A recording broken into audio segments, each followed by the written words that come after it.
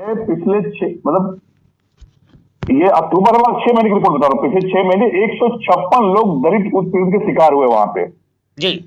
और बता दो देश भर में 5 भाजपा शासित जो राज्य है जी। दलित उत्पीड़न में सबसे आगे है। माने उत्तर प्रदेश, उत्तर प्रदेश सबसे ज्यादा दलित उत्पीड़न में प्रथम स्थान है या? पे आप मैं ये नहीं बता रहा, मैं नहीं सुधा, मेरे आंकड़े ही है, सरकारी आंकड़े हैं एनसीआरबी के और एनबीआरसी के आंकड़े। हम और आप और पुलिस साहब नहीं, हम लोग नहीं इसको डिस्प्ले करते, इसको गवर्नमेंट डिस्प्ले करती है जी। ये सरकारी आंकड़े है, इसी बीजेपी का शासन है, बीजेपी की सरकार ने इसको आंकड़े को निकाला इसको जी। और ये जब तक दलितों के प्रति केवल कह देना जी। और बात उससे कुछ नहीं होगा। जब तक दलित को सत्ता में शासन में हिस्सेदारी नहीं दोगे, अब वो समय आ गया है कि दलितों के हाथ में सत्ता की चाबी सौंपनी पड़ेगी, चाहे वो प्रदेश की हो चाहे वो केंद्र सरकार की हो। दलित का दर्द दलित ही जानता है। 1000 साल जब से सोचिए, जब से मनुष्य जीवन का जन्म लिया गया है तब से दलितों को सताया गया है। अगर किसी को ना पता हो इतिहास पढ़ के देख ले। और आज भी चलिए, देश ने संविधान दिया, बाबा साहब ने तमाम उन्होंने बंदिशें लगाई, संविधान के माध्यम से बहुत सारे कानून बने और लोग कुछ कह नहीं पाते, मगर मन में अभी भी पाप है लोगों के मन में और वही घृणा है, वही पाप है जिसका ये नतीजा है जूता कांड। जी। मैं कहना चाह रहा हूं, आप कह रहे हो कि सत्ता देना पड़ेगा, तो ये लोग अभी एक गवाई साहब का चित्र बनाए हैं, सोशल मीडिया पर वायरल हो रहा था, जिसमें गले में हंडी और पाछे झाड़ू बांधे थे। इसका क्या उद्देश्य है इन लोगों का? और कुछ लोग शाबाशी दे रहे हैं कि जो उन्होंने किया वो सनातन धर्म के लिए बहुत अच्छा किया। ये भाजपा के पोषित तत्व हो सकते हैं, आरएसएस के हो सकते हैं, या सनातन धर्म, तथाकथित सनातन धर्म के लोग हो सकते हैं। इस पर क्या कहना चाहेंगे?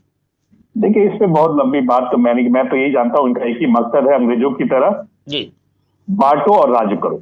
जी, ठीक है, इसका और बंटवारा करिए और राज्य करिए, इसका कुछ नहीं। देखिए, हम तो कांग्रेसी व्यक्ति हैं, मैं कांग्रेस का, जैसा कि आपने बता ही दिया, मैं प्रदेश अध्यक्ष हूँ किसान कांग्रेस का। मगर देखिए, मेरे नेता राहुल जी कहते खुल के बोलो जी। आपने देखा होगा एक सत्ता बहन जी को मिली जी 5 साल के लिए जी, सोचिए उसका असर आज भी है जी। तो इसीलिए मैं बार बार कह रहा हूं, सत्ता की चाबी आपको देनी पड़ेगी जी। जब तक ये सामाजिक सोशल साइंस में पढ़ता ना एक चक्र जी, तो वो चक्र लाना पड़ेगा और वो आपको ऊपर इनको बैठाना पड़ेगा। जब तक इनको सत्ता की चाबी नहीं सौंपोगे तब तक ये होता रहेगा। एक खाना पूर्ति केवल कागजों में, किताबों में होगी। आपने देख लिया, आम जीवन में तो हो ही रहा है, कानून की किताब में भी यही हुआ। क्या हुआ उस राकेश किशोर के साथ, आप बताइए। आप देखिए, फतेहपुर का जो एक वाल्मीकि जी थे, ऊंचाहार में मार दिया गया उनको, दलित को। क्या हुआ उसमें, बताइए कौन सी कार्रवाई हो गई, बताइए ना आप। कोई कार्रवाई नहीं हुई, केवल खाना पूर्ति हो रही है। तो केवल देख रहे हैं, इसमें तो कुछ शक नहीं है ना, देख रहे हैं, आप तो खुद देख रहे हैं आप जी।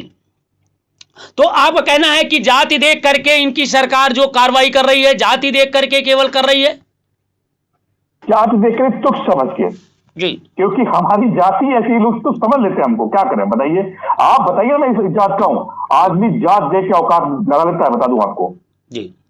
आप बताइए, आप जितने बड़े आप व्यक्ति हैं, आपको अगर उसके मन में बैठ गया कि इस जात का है, तो आदमी तुरंत आपको वो अपने दिमाग से नीचे ले आएगा आपको। अच्छा, इनको इस तरह की इज्जत देनी है आपको, माने आपको जात देख करके आपका साथ सम्मान करेगा।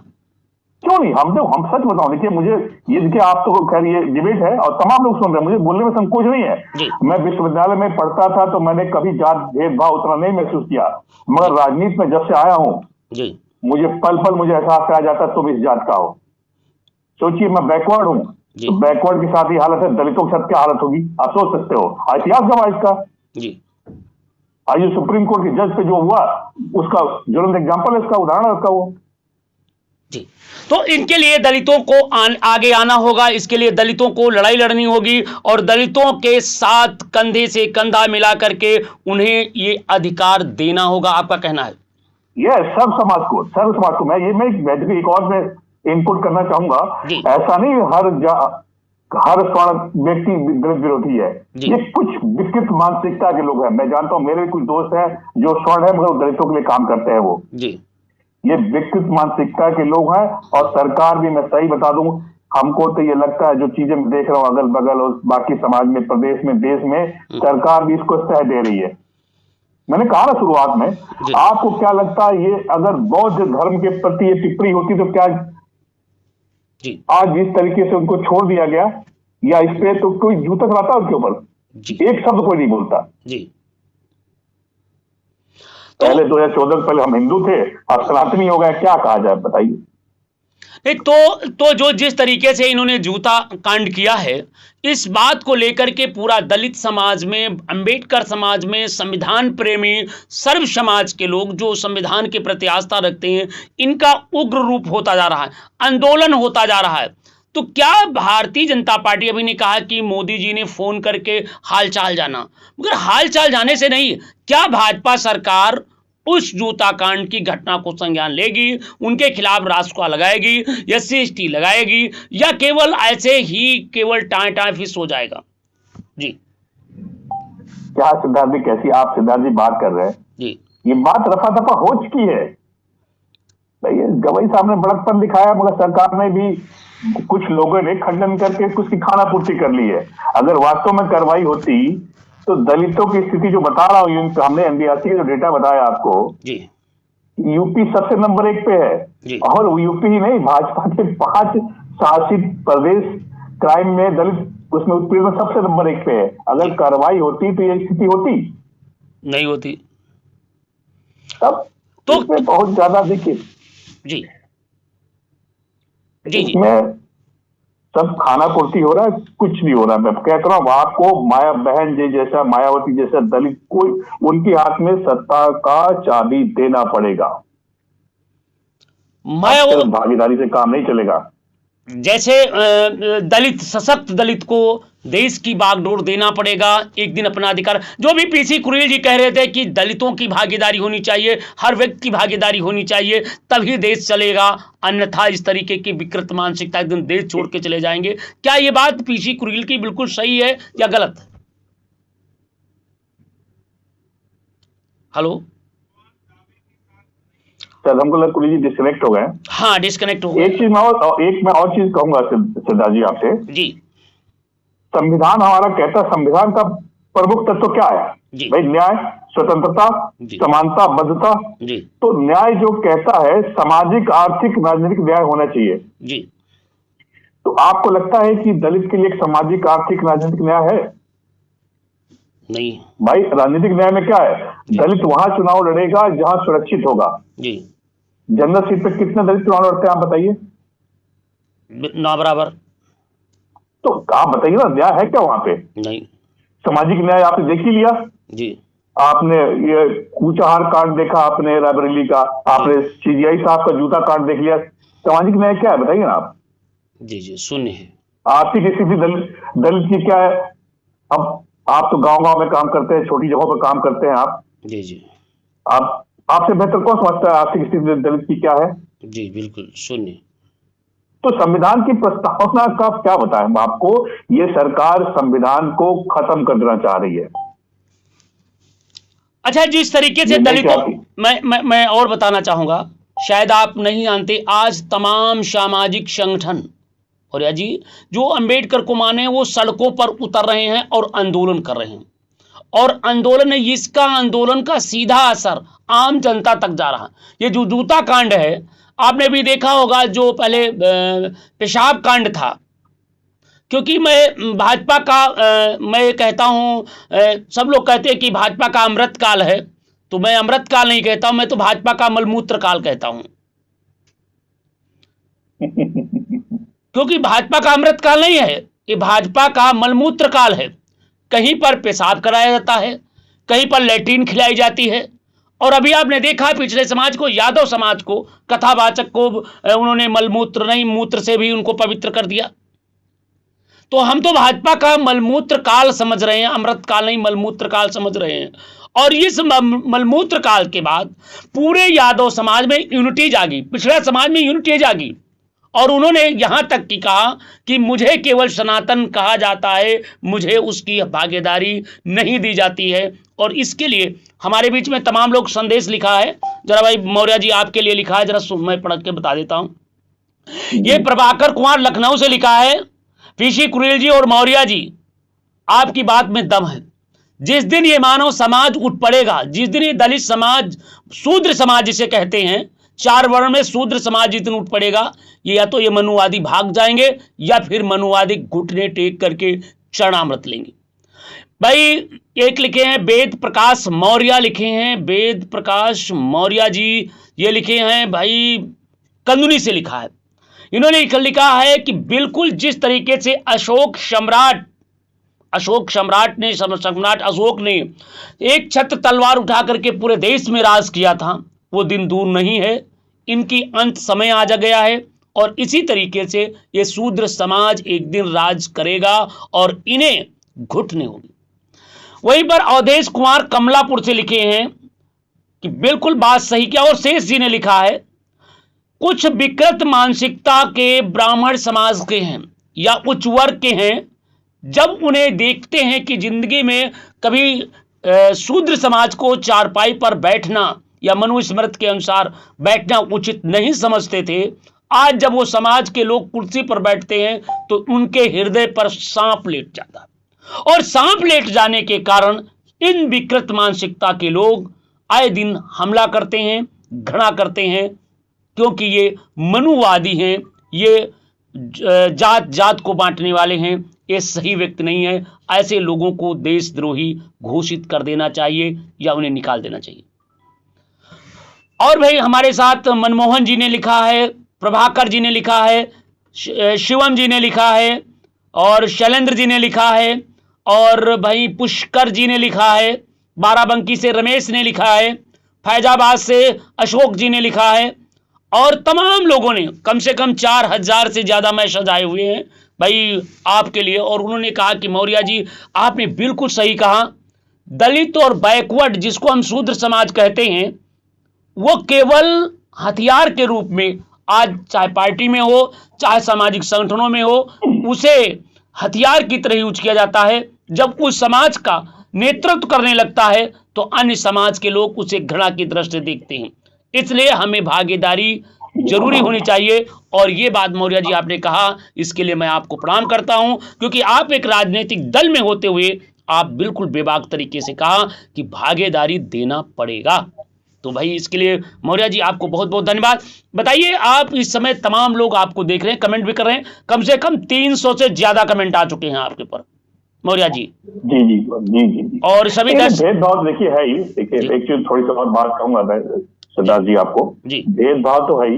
अच्छा एक चीज मैं देखता हूँ गांव में, हम तो गांव के परिवेश से पले बड़े गांव में रहे हैं हम जी, तो आप देखिए अब तो हॉस्पिटल का कल्चर आ गया जी। बच्चे हॉस्पिटल में जाके बच्चों का बर्थ होता है, वहां जन्म होता है वहां पे। पहले गांव में ही बच्चों का जन्म होता था जी, और वहां पे दाई गांव की ही होती थी, वो करती थी सारा चीजें जी।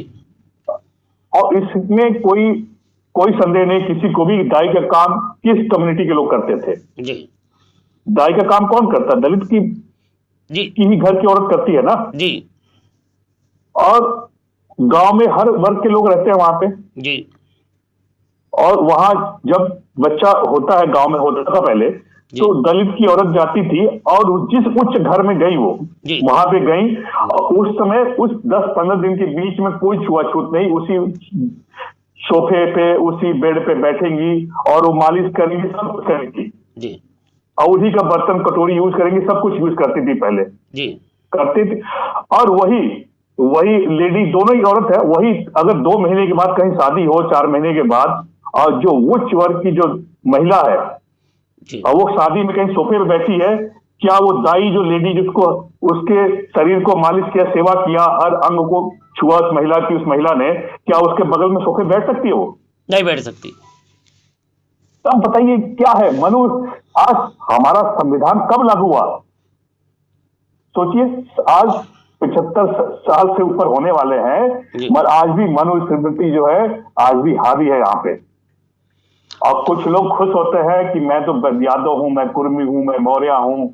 मैं सच बता दूं, कुछ लोगों को बुरा लग जाएगा, कटाक्ष लेगा, मगर सच्चाई है, आप किसी भी जात में बटे हो, आप सिर्फ और सिर्फ शूद्र हो, शूद्र के अलावा कुछ नहीं हो।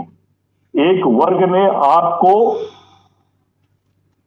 ये किया, तुम मौर्य हो, सब्जी वाले तुम थोड़ा और आगे आ जाओ, अपनी सुविधा के अनुसार लोगों ने यूज किया। तुम यादव तुम यहां तक आ जाओ, तुम भूजा वाले तुम वहां रहो। तुम भाई पहले जातियों के हिसाब से लोग अपना काम धंधा चुनते थे, तो उन्होंने जातियों के हिसाब से उनको स्पेस दिया, कहां तुमको पहुंचना, कहां तुमको नहीं जाना है। सच्चाई है सब के सब हम दलित शूद्र हैं। मौर्य जी बहुत आपने बहुत अच्छा लिखा।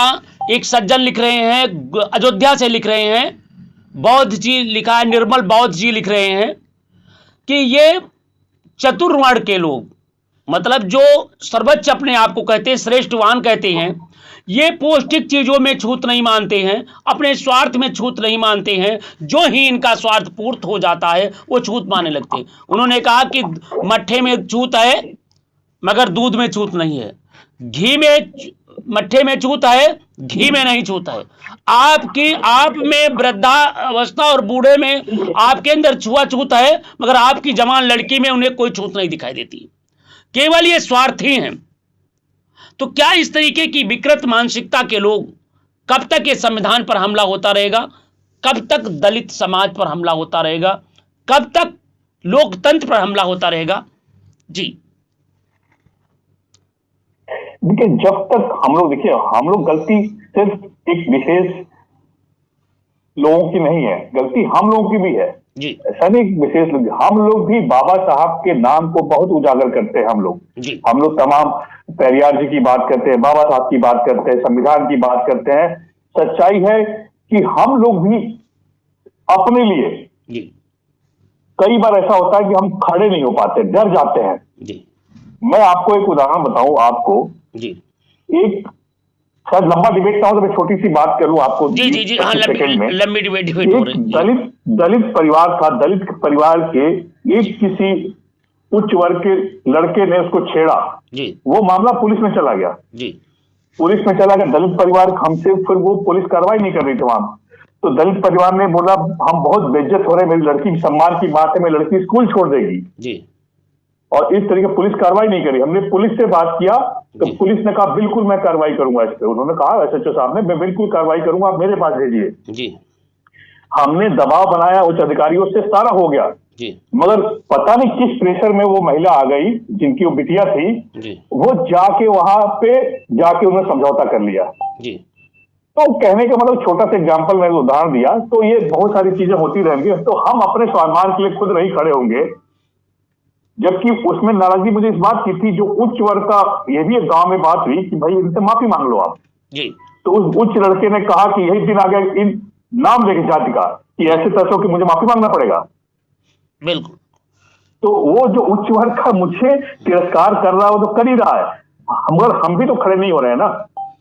तो जब तक देखिए हम जो है ना अपने स्वाभिमान के लिए, बाबा साहब के जो सपना है जी कि सब एक हों, बराबर हो सब, जब तक अपने सम्मान की लड़ाई नहीं लड़ेंगे तब तक हमारे साथ होता रहेगा जी।